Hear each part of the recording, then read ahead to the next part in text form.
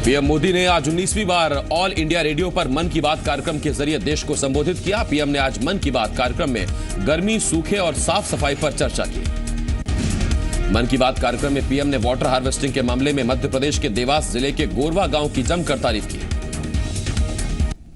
उज्जैन में जूना अखाड़े के नागा साधुओं ने आतंक मचा दिया है। कुछ मीडिया कर्मियों, पुलिस कर्मियों और आम श्रद्धालुओं के साथ मारपीट की गई है। उज्जैन के महाकालेश्वर मंदिर में जूना अखाड़े के जगत गुरु पंचानंद गिरी जी और जिला प्रशासन के बीच विवाद का मामला सामने आया है। परी अखाड़े की प्रमुख त्रिकाल भवंता आज भी आईसीयू में भर्ती हैं। कोर्ट के आदेश के बावजूद सुविधाएं नहीं मिलने से नाराज त्रिकाल भवंता ने भूख हड़ताल कर दी थी। दमोह में मां के सामने एक बेटे को जिंदा जला दिया। गांव के दबंगों पर जमीन विवाद में वारदात को अंजाम देने का आरोप है। इसी बात को लेकर अशोक का दबंगों से झगड़ा हुआ। आरोप है कि दबंगों ने अशोक की जमकर पिटाई की और फिर उस पर केरोसिन डालकर आग लगा दी। मेलावाड़ा ब्लास्ट का आरोपी नक्सली पांडू दंतेवाड़ा अस्पताल से फरार हो गया है। पांडू नक्सलियों से मुठभेड़ के दौरान पकड़ा गया था। ऐसे में सुरक्षा बल के जवानों ने नक्सली पांडू की जान बचाई थी, जिन पर पांडू और उसके साथियों ने गोलियां चलाई थी। फिलहाल पांडू की सुरक्षा में तैनात 6 पुलिस वालों को सस्पेंड कर दिया गया है। दमोह के जिला अस्पताल के शवगृह में एक अज्ञात शव को फावड़े से उठाकर कचरे की गाड़ी में डालने की तस्वीरें सामने आई हैं। 3 दिन से यह शव मोर्चरी में रखा हुआ था। गुरुवार को पायरा गांव में अज्ञात व्यक्ति का शव मिला था, जिसे जिला अस्पताल के मोर्चरी में रखवाया गया था। ग्वालियर में नवजात बच्चों की खरीद फरोख्त के मामले में पलाश हॉस्पिटल के पैरामेडिकल स्टाफ पर भी शिकंजा कसने की तैयारी है। सीएमएचओ ऑफिस की ओर से पलाश हॉस्पिटल के पैरामेडिकल स्टाफ को नोटिस जारी किया गया है। सीएमएचओ कार्यालय की ओर से पलाश हॉस्पिटल के 6 डॉक्टरों को पहले ही नोटिस जारी किया जा चुका है। सभी डॉक्टर्स को नोटिस का जवाब देने के लिए सोमवार तक का वक्त दिया गया है। ग्वालियर में स्वास्थ्य विभाग ने अवैध रूप से चल रहे क्लिनिक और पैथ लैब्स पर कार्रवाई की है।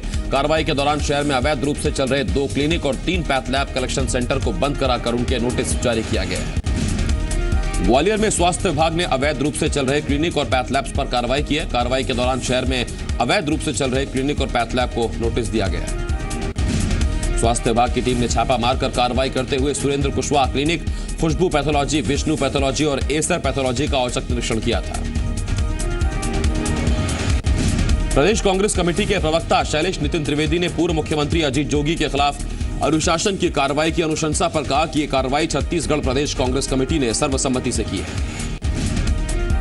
महिला से अभद्रता के मामले में आरटीआई एक्टिविस्ट अजय दुबे ने गोविंदपुरा थाने पहुंचकर गौर के खिलाफ शिकायत की है। अजय दुबे का आरोप है कि घटना के 48 घंटे बाद भी उन पर कोई कार्रवाई नहीं हुई।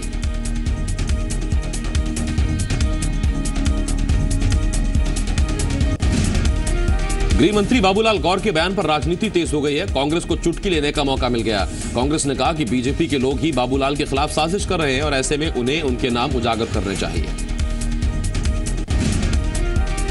केंद्रीय इस्पात और खनन मंत्री नरेंद्र सिंह तोमर 2 दिन के शिवपुरी दौरे पर हैं। यहां महंगाई पर चर्चा के दौरान उन्होंने कहा कि बीजेपी सरकार के समय से महंगाई दर कम हुई है।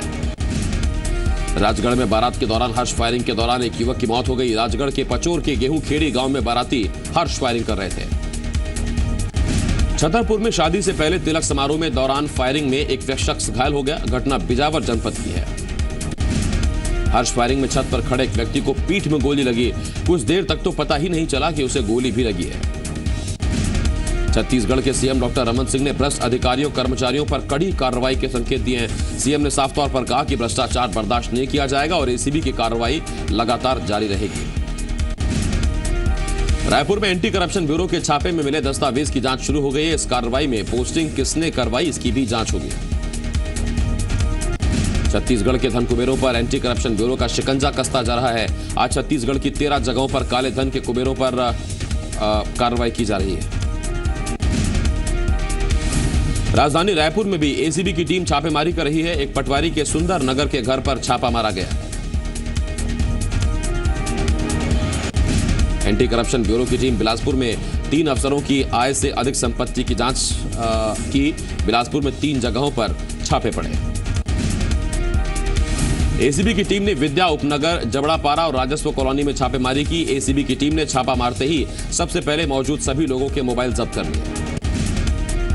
जांजगीर के अकलतरा में एंटी करप्शन ब्यूरो की टीम ने आय से अधिक संपत्ति मामले में छापेमारी की। एसीबी की 10 सदस्यों की टीम ने सहकारी समिति के सुपरवाइजर अर्जुन यादव के ठिकाने पर छापा मारा। जांजगीर के अकलतरा में एंटी करप्शन ब्यूरो की आंखें उस वक्त फटी की फटी रह गई जब 10,000 की सैलरी वाले सहकारी समिति के सुपरवाइजर के पास 3 फार्म हाउस का पता चला। रायगढ़ में जिला शिक्षा अधिकारी के घर छापा मारा गया। छापेमारी के बाद जिला शिक्षा अधिकारी एन.के. द्विवेदी के घर को सील कर दिया गया है।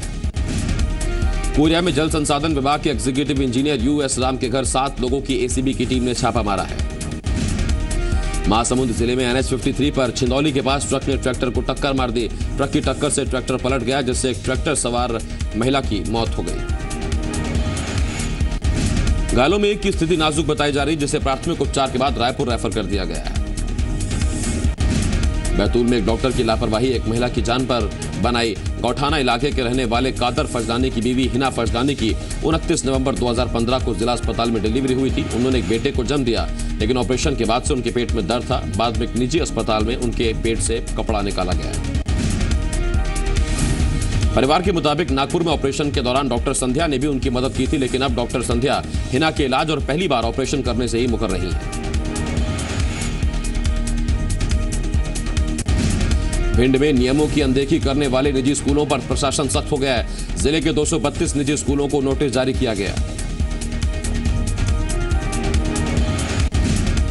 स्कूलों को नोटिस जारी करके 1 महीने में अपना पक्ष रखने को कहा गया है। अधिकारियों के मुताबिक स्कूलों के जवाब के बाद उचित कार्रवाई की जाएगी। धार जिले के सिंघाना गांव में फूड पॉइजनिंग के चलते एक ही परिवार के 5 लोगों की तबीयत बिगड़ गई। सभी को इलाज के लिए जिला अस्पताल में भर्ती कराया गया है। पूरे परिवार ने बस स्टैंड के पास एक रेस्टोरेंट में रबड़ी खाई थी। कुछ देर बाद ही 3 मासूम समेत सभी की हालत बिगड़ने लगी थी। धमतरी में फूड पॉइजनिंग से बारात में शामिल कई बच्चे बीमार हो गए। घटना मुड़ खुसरा गांव की है। शरबत पीने से 6 बच्चे सहित 20 लोग बीमार हो गए। सभी लोगों को जिला अस्पताल में भर्ती कराया गया है।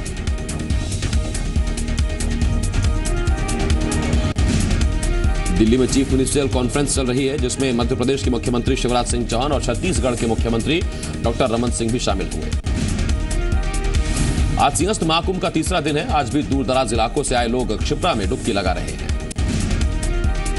बाबा महाकाल की नगरी उज्जैन में 12 साल बाद लगे महाकुंभ में रंग बिरंगे नजारे देखने को मिल रहे हैं। महाकुंभ में नागा बाबा काफी संख्या में पहुंचे। साधु संतों की टोली सिंहस्थ महाकुंभ का कई अंदाजों में लुत्फ उठा रही है। महाकुंभ में ऐसे साधु संत भी दिख रहे हैं जो अपना पूरा दिन रात आस्था में लीन होकर भजन कीर्तन में रमे हुए हैं। उज्जैन सिंहस्थ में अमृत की डुबकी और चारों ओर सात सज्जा के बीच एक ऐसे साधु आकर्षण का केंद्र बने हुए हैं जो पिछले कई सालों से घोर तपस्या कर रहे हैं, और इसी तपस्या के बीच उनकी एक जटा लोगों को अपनी ओर खींच रही है। सिंहस्थ महाकुंभ में आखिरकार किन्नर अखाड़े ने उजड़ खेड़ा क्षेत्र में अपना शिविर लगा लिया है। सिंहस्थ महाकुंभ में सुरक्षा को लेकर सख्त इंतजाम किए गए। सभी मुख्य एंट्री गेट पर स्कैनर मशीन लगाई गई।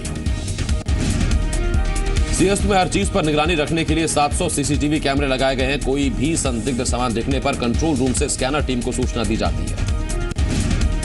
अब आपको ऐसे सन्यासियों के बारे में बताते हैं जो नर से नारी बनकर साधना करते हैं। इन लोगों को सखी कहा जाता है। सीता और राधा जी की सहेलियों को भी सखी कहते थे, लेकिन वो भगवान राम और कृष्ण की साधना करती थी। उज्जैन के महाकालेश्वर मंदिर में जूना अखाड़े के जगत गुरु पंचानंद गिरी का पुलिस से विवाद हो गया। जगत गुरु ने महाकाल मंदिर में पुलिस व्यवस्था पर नाराजगी जताई है। जगत गुरु ने सरकार की व्यवस्था पर ही सवाल उठाते हुए पुलिस कर्मियों पर बदतमीजी करने का आरोप लगाया है। भिलाई के विशाली मैत्री कुंज में आत्महत्या की कोशिश करने वाले 4 लोगों में से एक महिला की आज रायपुर के मैकाहारा अस्पताल में मौत हो गई। इस हाई प्रोफाइल घटना में सरकारी शिक्षक नरेश यादव के लापता होने के बाद उनकी पत्नी अनुपमा यादव, 2 बेटियां और बेटे ने टॉयलेट क्लीनर पीकर आत्महत्या करने की कोशिश की थी।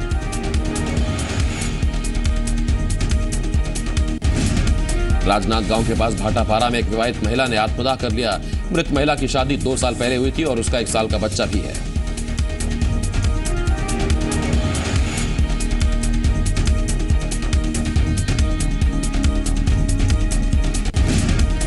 महिला के मायके वालों ने उसकी मौत का जिम्मेदार उसके पति को ठहराया है। महिला के मायके वालों का कहना है कि महिला का पति पिछले कई दिनों से उसे दहेज के लिए परेशान कर रहा था।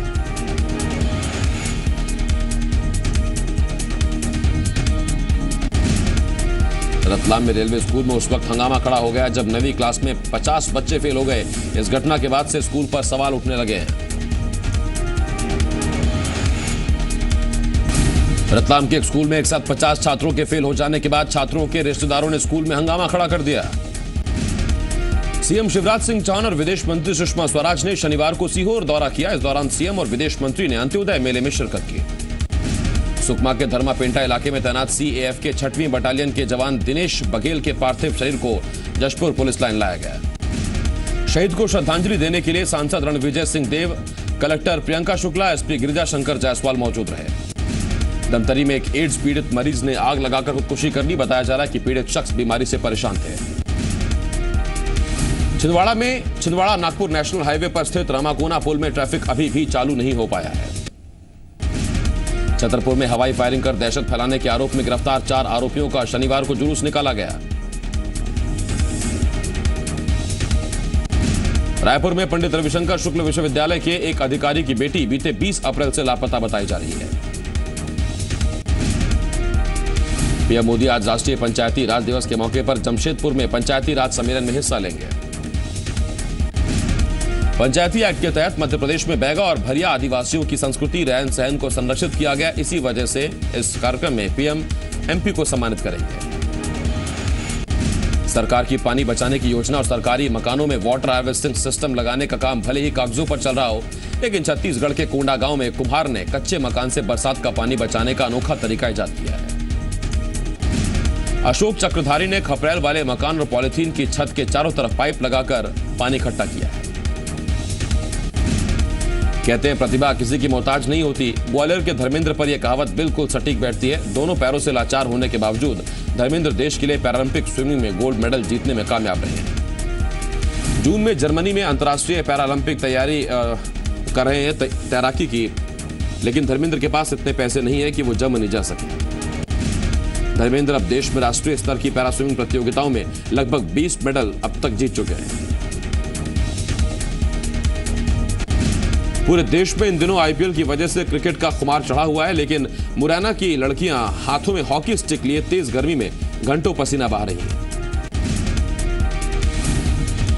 साल 2015 तक मुरैना में हॉकी खेलने को लेकर यहां के लोगों में कोई दिलचस्पी नहीं थी, लेकिन जब से यहां स्थायी हॉकी कोच आए हैं, माहौल बदलने लगा है। मुरैना की 36 लड़कियों का राज्य स्तरीय प्रतिस्पर्धा के लिए सिलेक्शन हो चुका है। इस सबके बावजूद मुरैना में अभी भी हॉकी के लिए पर्याप्त सुविधाएं नहीं है।